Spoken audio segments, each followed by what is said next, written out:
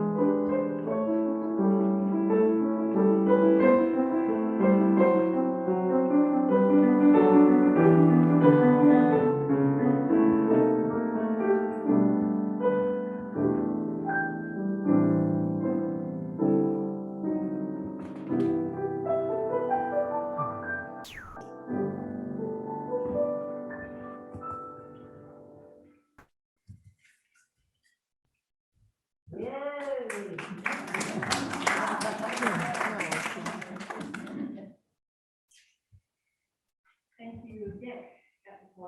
It's a beautiful spring morning, right? We could ask for more. Well, good morning and welcome all to the Unitarian Universalists of the Chester River, where our mission is to inspire, inform, and support all who seek spiritual growth and a more equal and just community.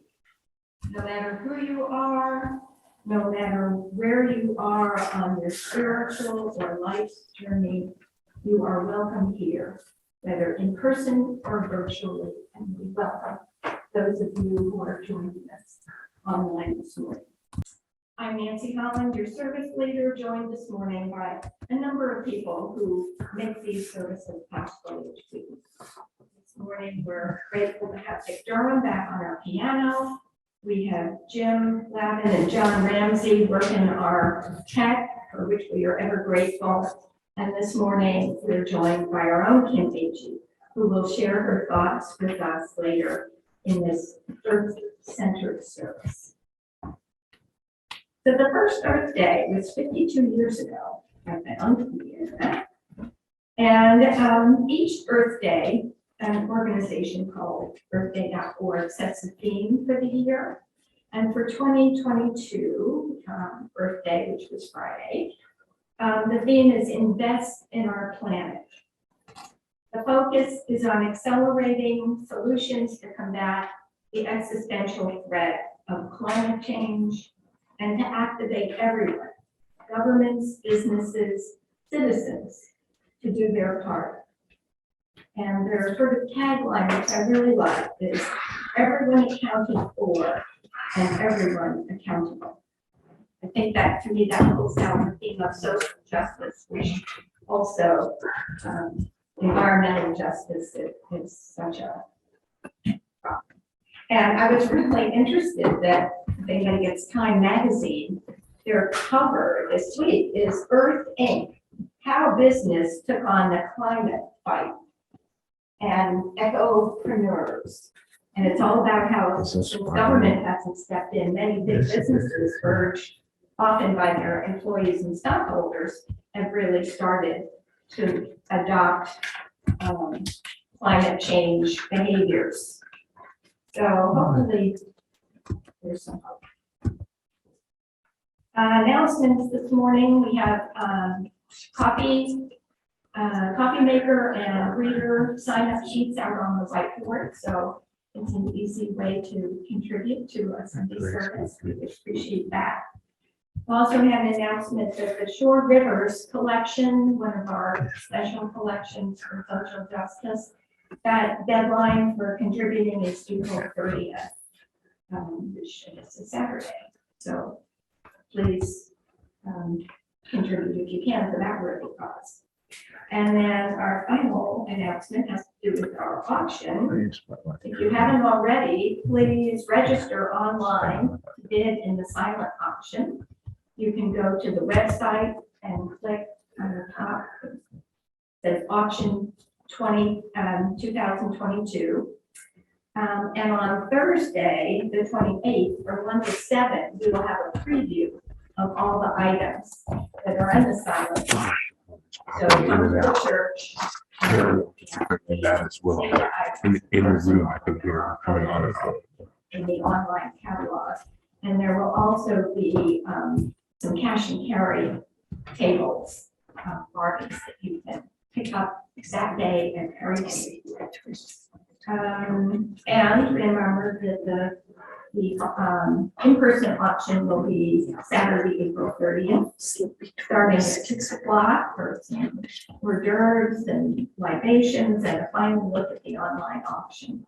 And we will start at 7:15, I think, the bidding for services. And if you can contribute something, please see Melinda, who's here today, a dessert or an appetizer for that. And thank you for everyone who's volunteered for that. Now, Kim and I will light the chalice.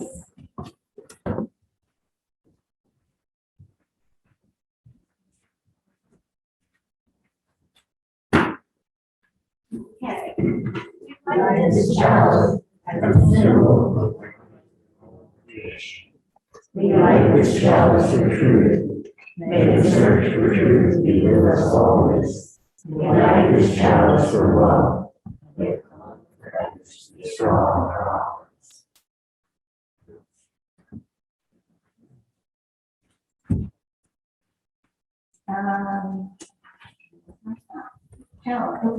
Okay, sorry.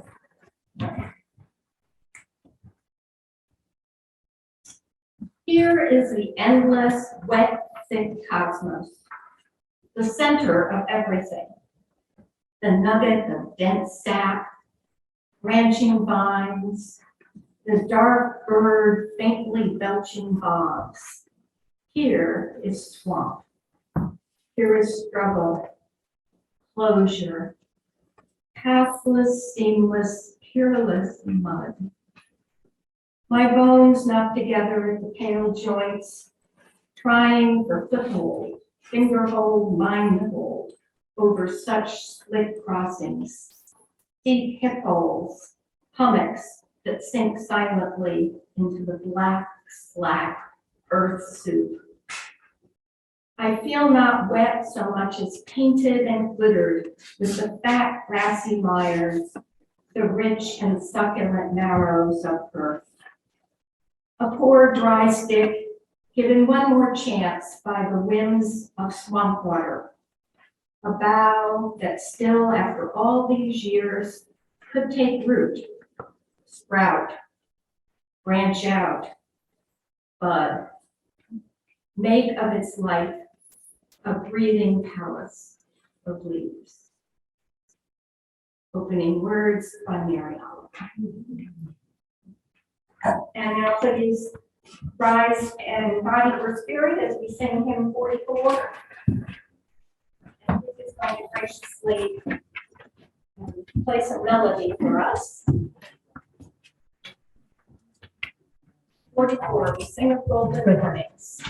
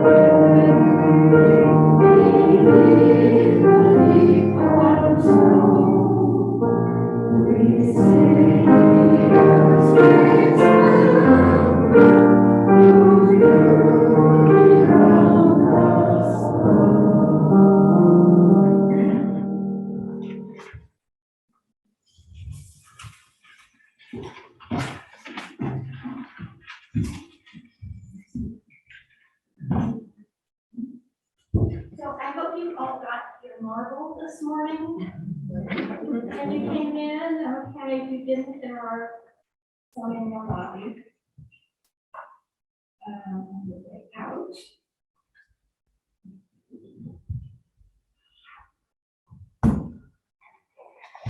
So if any of you have been to the Masonic Gallery lately and seen the show this month on water, you'll know that I shamelessly stole this from Carla, this idea.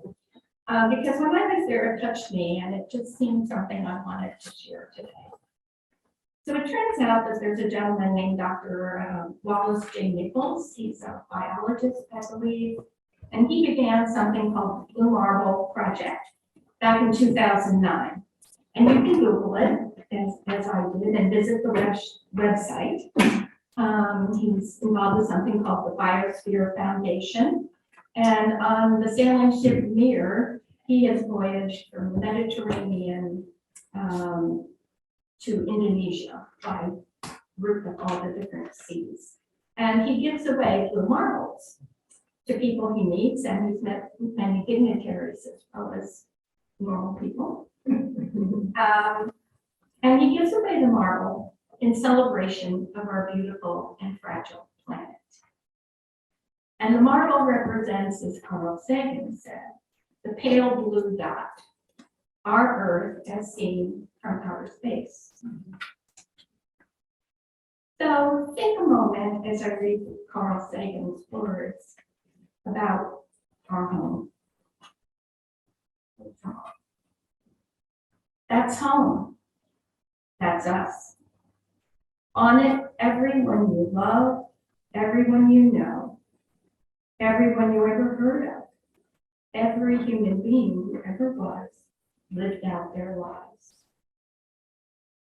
It underscores our responsibility to deal more kindly with one another and to preserve and cherish the pale blue dot, the only home we've ever known. Everyone accounted for and everyone accounted. So I ask you to enjoy your marble for a few days. I had mine in my pocket, rolling around. Think of Mother Earth, how you can help her, how we all can do our part, no matter how small. And then pass it on. Pass it on to someone you admire, somebody else you think is a steward of the earth, as an expression of your gratitude for our food planet. And thank the person that you give it to for their contributions in protecting and ensuring our home.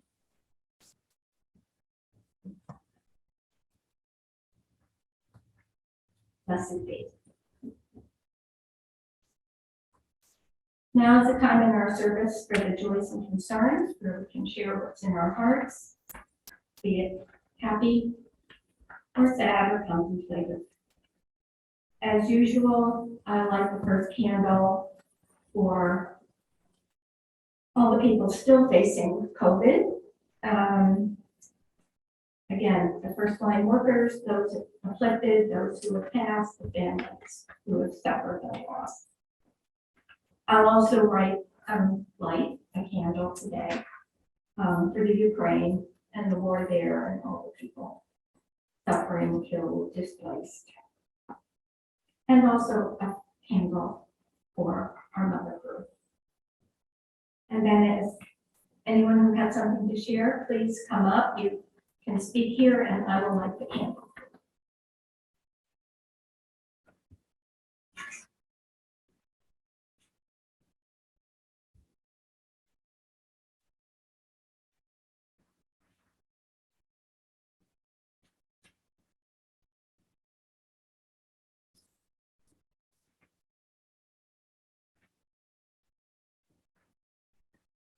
Anyone?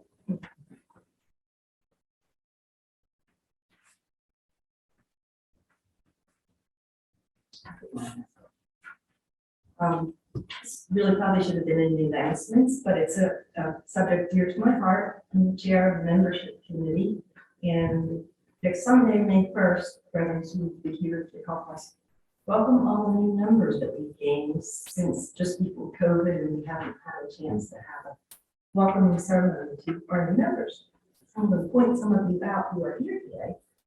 Judy Graham and Jan Sprinkle, Cynthia Ramsey, Catherine Brooks, Peggy McKee, and Terry Goldzier. And Marilyn Towson.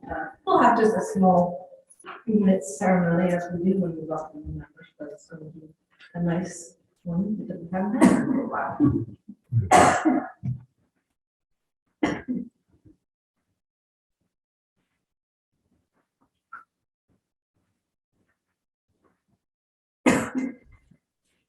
I have a joint sorrow and joy.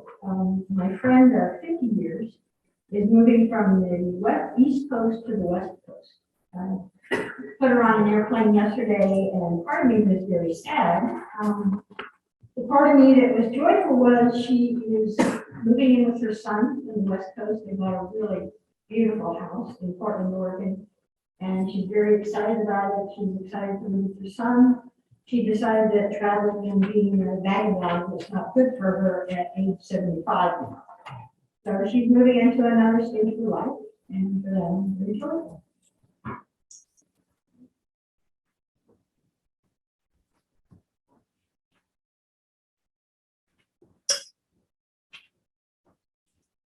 Well, I have two choices. The most important one is that a friend that I had sort of lost contact with for quite a while, and I really wanted to reach out, and I called her, and on both her home phone and cell phone, and the numbers were disconnected. And I thought, and she's older than, well, that's not good. And I actually Googled the obituaries, and I didn't see, but I was gonna try to track down family of hers, and then lo and behold, I got a phone call the other day from her. And she's fine, she's 90, and she's got a little dog, and she's still living on her own. Why she changed her phone number, I don't know. And the other is just like one of those moments of grace, I guess. I was at Costco, and I had my mask, and I dropped my hearing aid, and trying to get my mask on or off or whatever. And I didn't realize it right away, and when I went back, I found it on the floor of Costco. Yeah, and it had stepped on. Oh, so the thing was all crushed, and I thought, oh, well, that's about it. But I was right there at Costco, and it's a Costco hearing aid. So I took it to the counter, and they said, oh, you have to wait an hour until somebody could look at it. But then, boom, somebody came out, and they looked at it, and the long and the short is they looked at it, and they said, and then she said, well, I can't break it anymore, and it's already broken, can I? So she took it in the corner, and lo and behold, she fixed it. So it was, and a new case and the whole thing, and no charge, and it's not one of those little moments when you think, oh my gosh. Fine.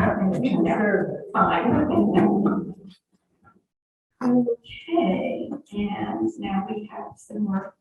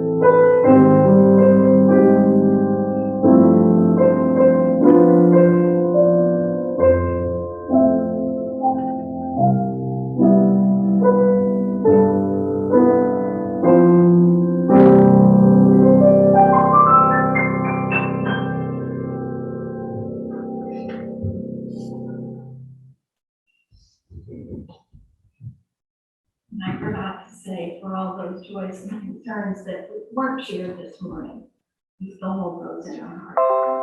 And now Kim is going to share her thoughts on such a cheery degradation, disease, and hope. And we're going to hope is the big one. We're going to hope that.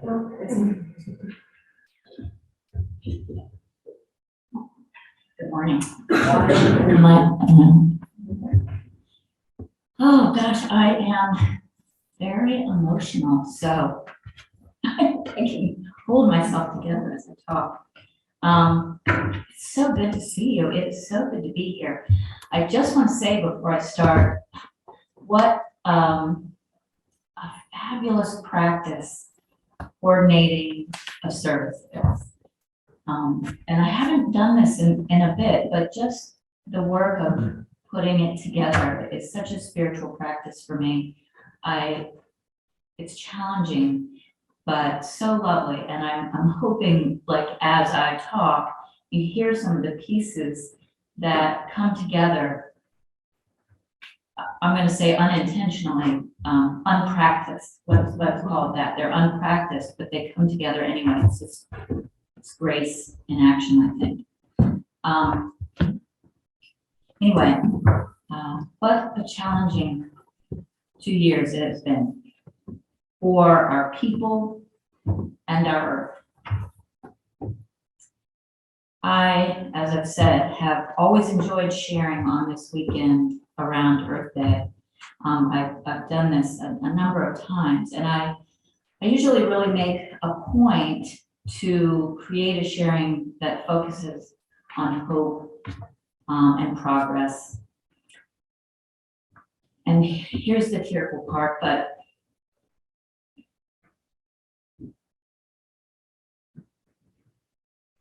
I must admit that I am not feeling very uplifting, in an uplifting frame of mind at this time. So is anybody else experiencing sort of an existential crisis? Nancy even used that word earlier, and I was just like, yep, I'll get that. Did you know, and I'm sure many of you do, but did you know that disease is one of the consequences of environmental degradation?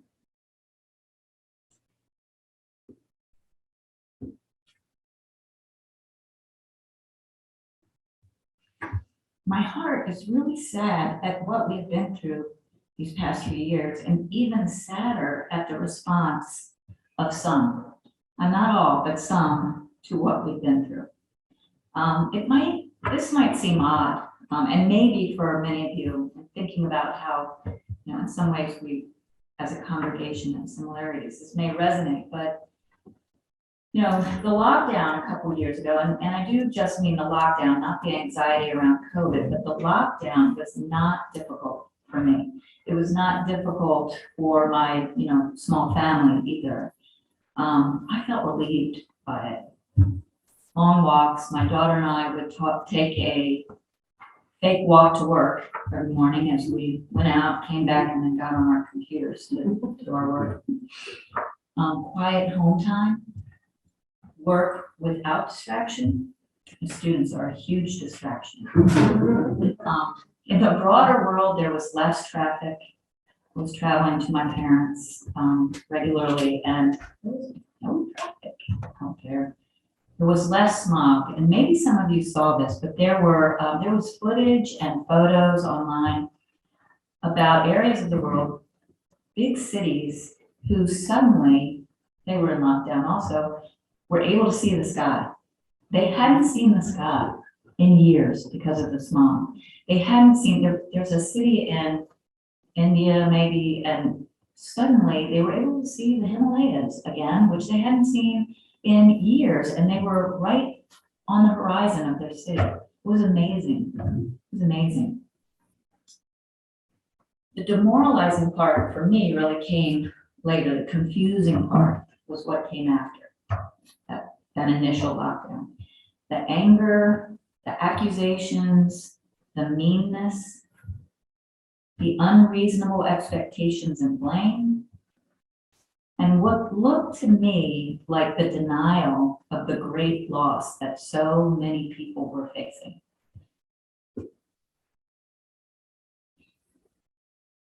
It looked like for a few minutes in that lockdown that we might be able to recognize what we were doing to our planet. But that turned into an even more disposable culture. Everything now is wrapped in plastic to protect us from COVID somehow. I'm not sure how that works, but everything is wrapped in plastic. Masks are everywhere. You see them floating down the side of the highway, hanging in the shrubs. Wipes and more wipes and more wipes in the trash cans. Hand sanitizer everywhere. And it kills every bad and good bacteria that is near you. That's pretty, all of that is very stressful and demoralizing, really. So I want to share a story about someone I know. He's a good friend that illustrates what I would consider the basis from what our environmental crisis comes. And like I said, he's a good friend. Fortunately, he does not attend this church, or maybe unfortunately. So I can share this without really ticking him off or embarrassing him. But I will start by saying that this friend, he's very well traveled. He likes to camp and hike. He's been to almost every national park in our country.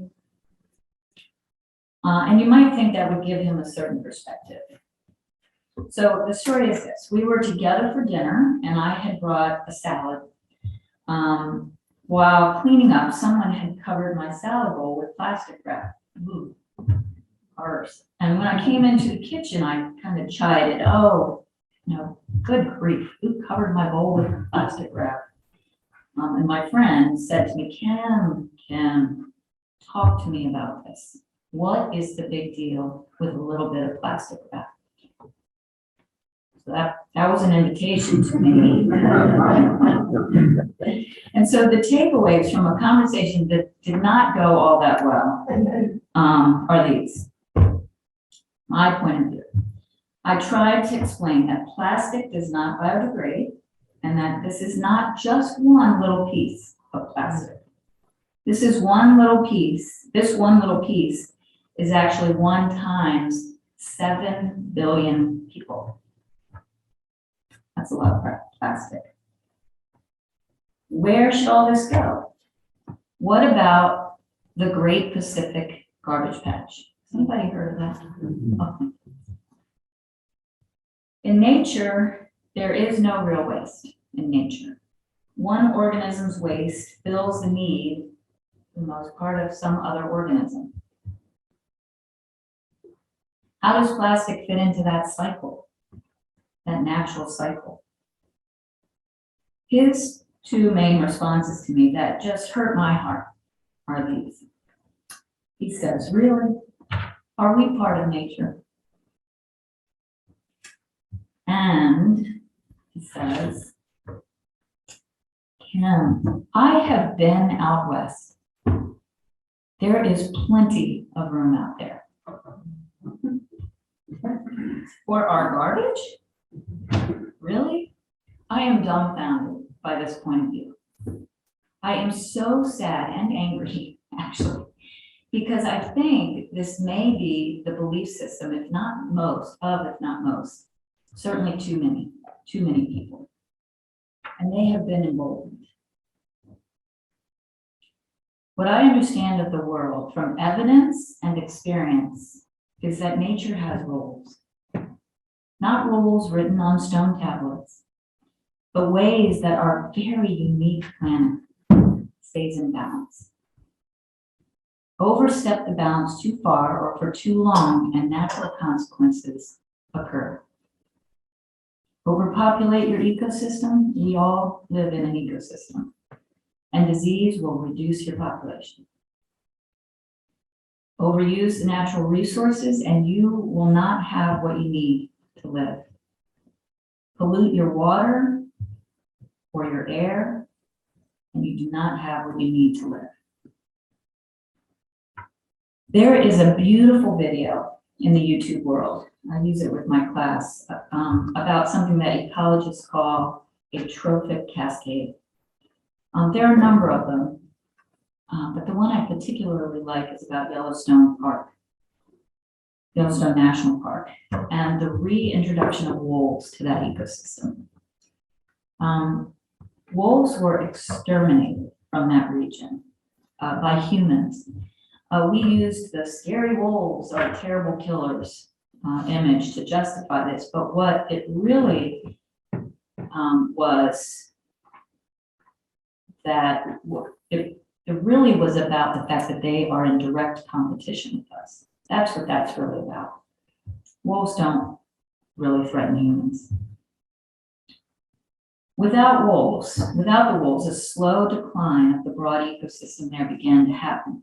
Biodiversity was reduced, the forest was reduced. Elk love to eat little tiny trees. Stream bank erosion began to happen, so the water quality was reduced, et cetera, et cetera. You can follow that pattern. 75 years later, they were gone for 75 years.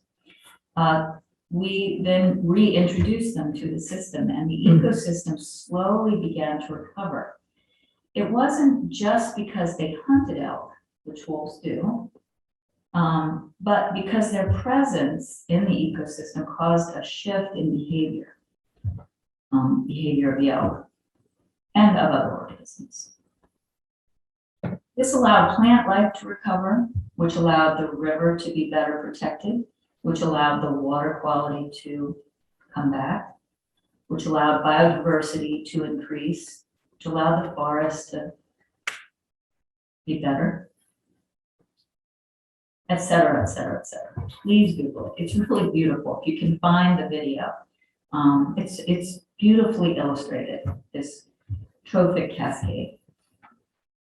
Beautiful. Balance. All organisms have a place in the system. They have an important place in the system, even mosquitoes. All organisms, in my humble opinion, are equal in the eyes of God.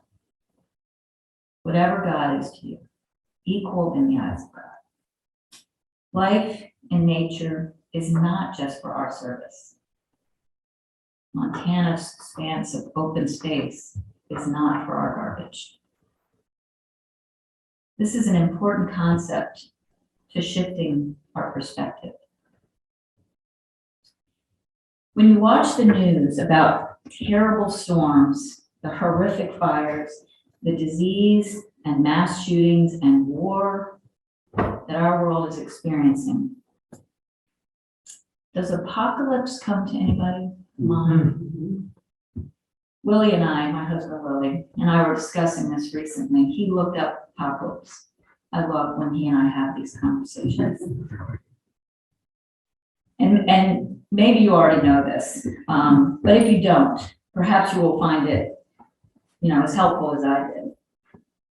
Apocalypse comes from the Greek word apocalypsis, which means revelation. In my mind, a revelation might be a change in perspective. Maybe a change in perspective that comes from catastrophe. I think we may be entering a time where we as humans, as a human race, may be forced to change our perspective, And don't get me wrong, I do not abide the dramatized idea of apocalypse that religion encourages, some religion. I just think we are creating our own suffering and maybe demise through greed and arrogance. I feel sad at the tremendous suffering that I imagine is going to occur, to take place, to force change. And I must admit, I'm kind of bracing myself, and I'm a bit afraid.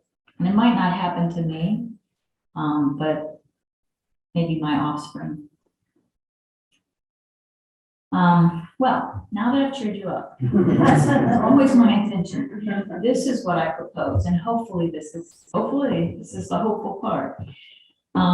Many Native American tribes use a circle as a sacred symbol to illustrate the connectedness of all things.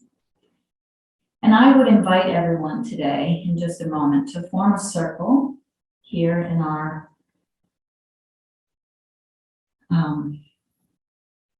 sacred place. I lost my spot. Oh, form a circle, and I want to share in a reading. I want to together read aloud the Chinook blessing that I've placed on your chairs. And in this way, I'm hoping we can open ourselves to a broader understanding and a shift in perspective. And perhaps we can, through our collective energy, encourage a worldwide shift in perspective. A worldwide move toward peace and harmony. I think environmental degradation threatens worldwide peace and harmony, and ecological ethic encourages these. My thought is that there are things we can gently say and gently do to represent what our world needs.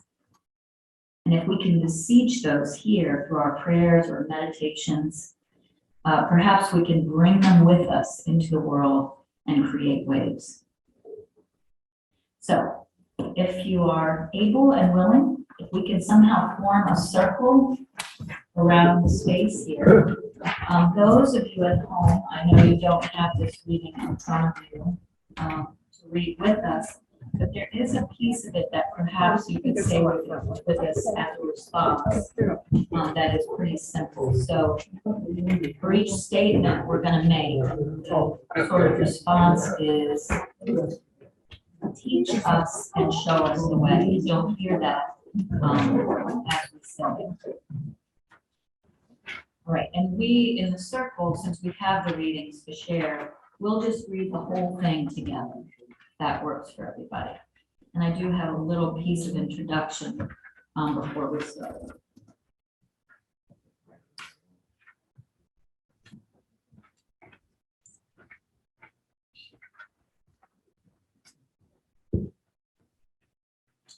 So many of us know the teacher Black Elk, and Black Elk said that a new people would respect deeply all of creation, and in such a manner that great peace and harmony would flow throughout humanity, not unlike the sacred manner that the animals exhibit. The Chinook blessing litany asks nature to show us the way. And now can we read this together? We call upon the earth, our planet home, with its beautiful depths and soaring heights, its vitality and abundance of life, and together we ask that it teach us and show us the way. We call upon the mountains, the Appalachians and the Rockies, the high green valleys and meadows filled with wildflowers, the snows that never melt, the summits of intense silence, and we ask that they teach us and show us the way. We call upon the waters that rim the earth, horizon to horizon, that flow in rivers, that fall on our fields, and we ask that they teach us and show us the way. We call upon the land which grows our food, the nurturing soil, fertile fields, the abundant gardens and orchards, and we ask that they teach us and show us the way. We call on the forests, the great trees, reaching strong to the sky, with the earth in their roots and the heavens in their branches, the oak and the vine, the cedar, and we ask them to teach us and show us the way. We call on the creatures of the fields and forests and the seas, our our brothers and sisters, the foxes and the eagle and dove, the great whales and dolphins, the beautiful black bear. We share our East Coast home, and we ask them to teach us and show us the way. We call upon those who have lived on this earth, our ancestors and our lives, who dream of the best for future generations, and upon whose lives our lives are built. And with thanksgiving, we call upon them to teach us and show us the way. And lastly, we call upon all that we hold most sacred, the presence and power, the spirit of love, and truth that flows through all the universe, to be with us, to teach us, and to show us the way. You may have heard me say before that I am not powerful. I am not a powerful person. And I worry that I cannot do enough. But I will try to do my part. And hopefully it will be enough. And perhaps if each of us does our part, our ripples will impart great change. The only answer I bring today is that we are a part of the whole. This I know. As we walk our path through life, we should take what we need gently and with respect and gratitude. We should make our decisions with the next 7 generations in mind, and not just the human generations, but all our brothers and sisters in nature. We really are ultimately one. This I believe. Amen. And thank you.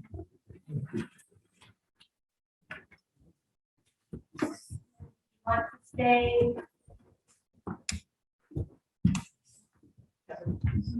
on your feet or sit as you willing. We'll have our next hymn, number 203, All Creatures That We Worship.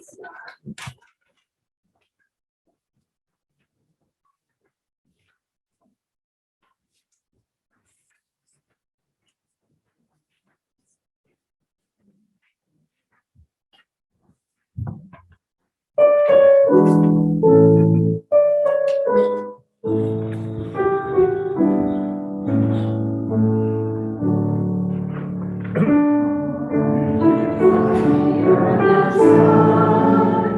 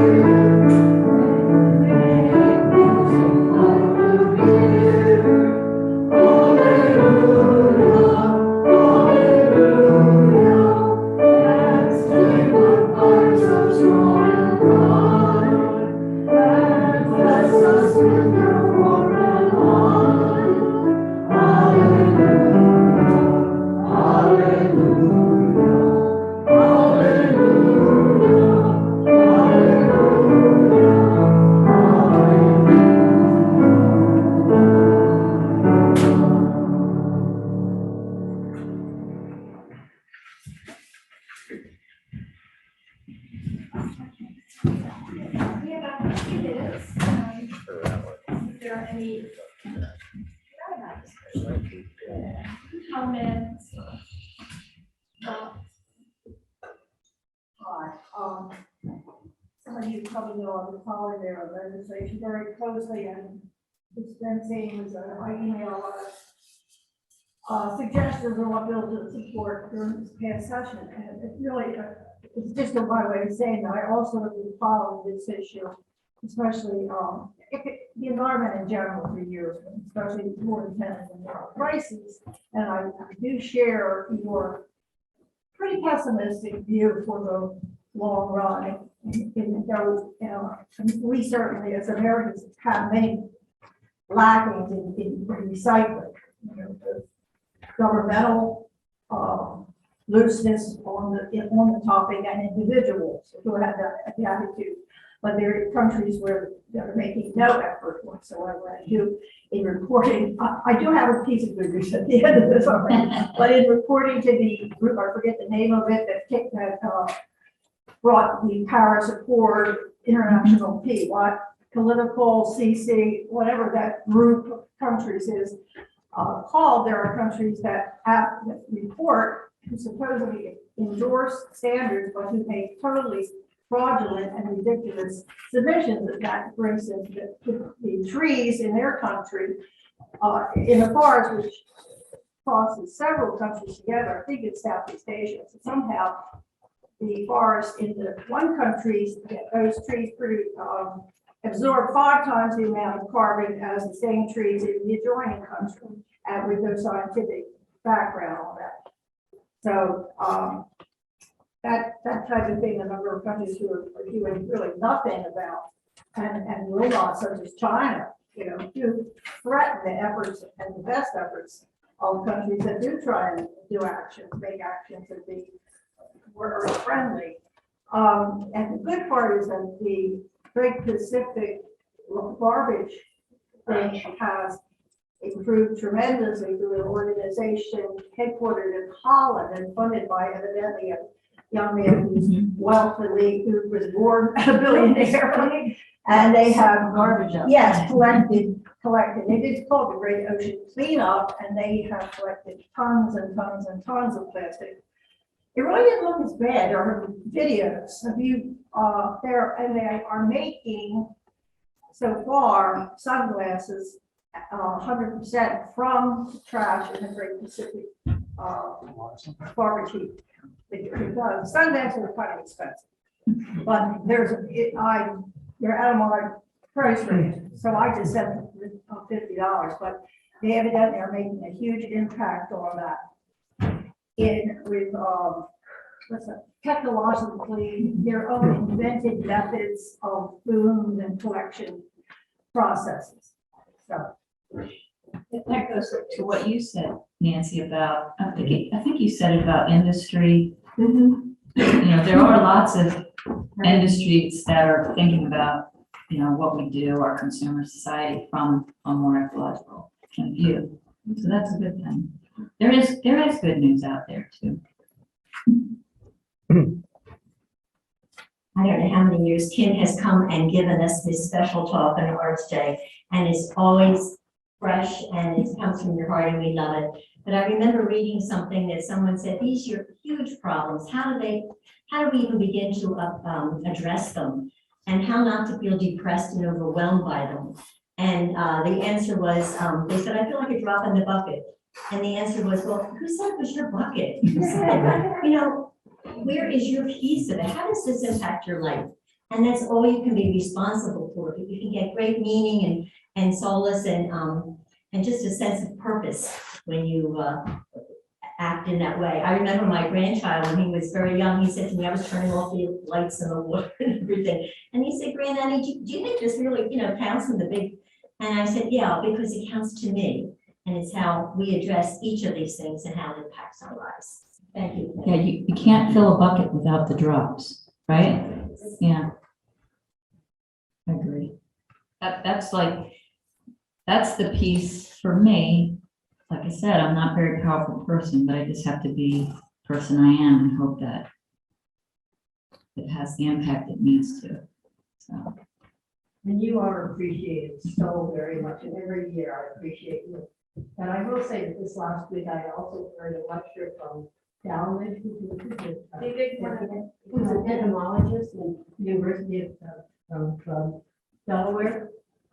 And he is making his own movement for progress.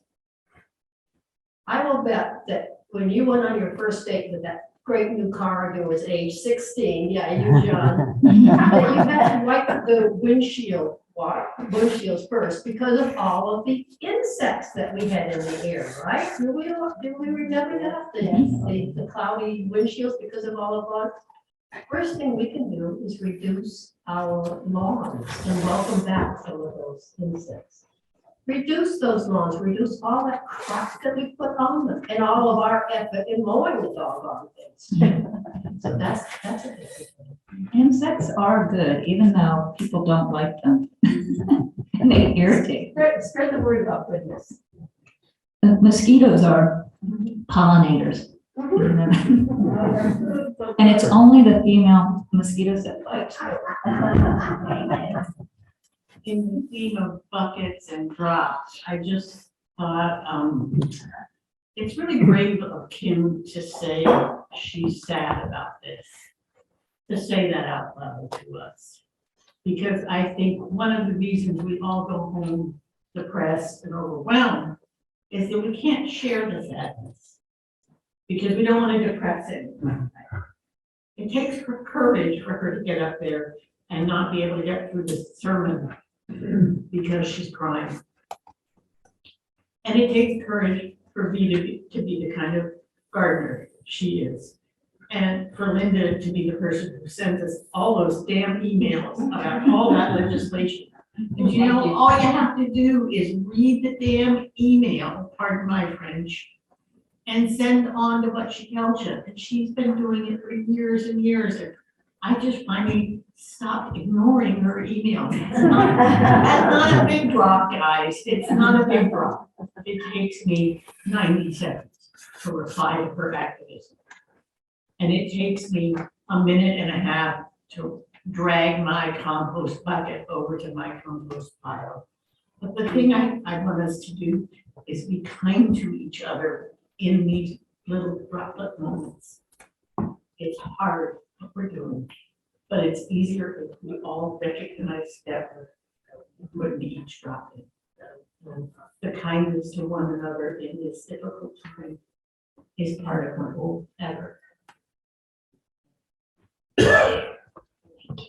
Thank you, everyone, for your thoughts and comments. And amazing. Closing words are adapted from Vern Barnett. Infinite Spirit, let us remember, it is not how we talk, but how we talk. When we say we love animals, let us protect them. When we say that we love the plant people, let us honor them by living lightly on the earth. When we say we love the minerals, let us use them only in necessity and remember their rightful places. Wondrous trees breathing life into the atmosphere, your gifts of fire, shelter, and food are precious to us.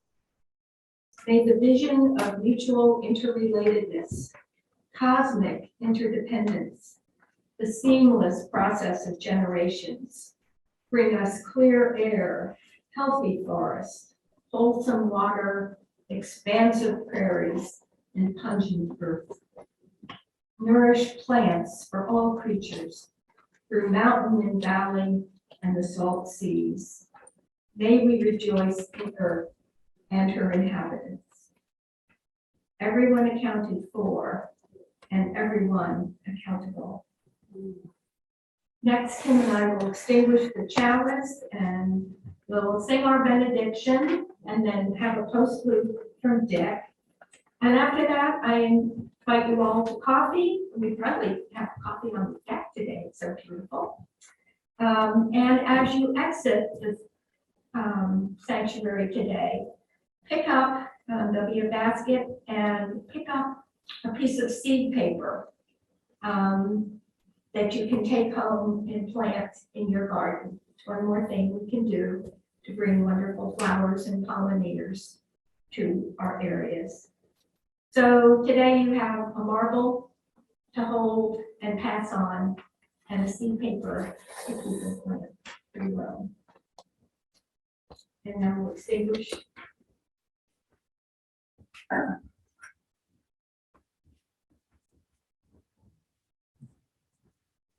We extinguish this flame with the light.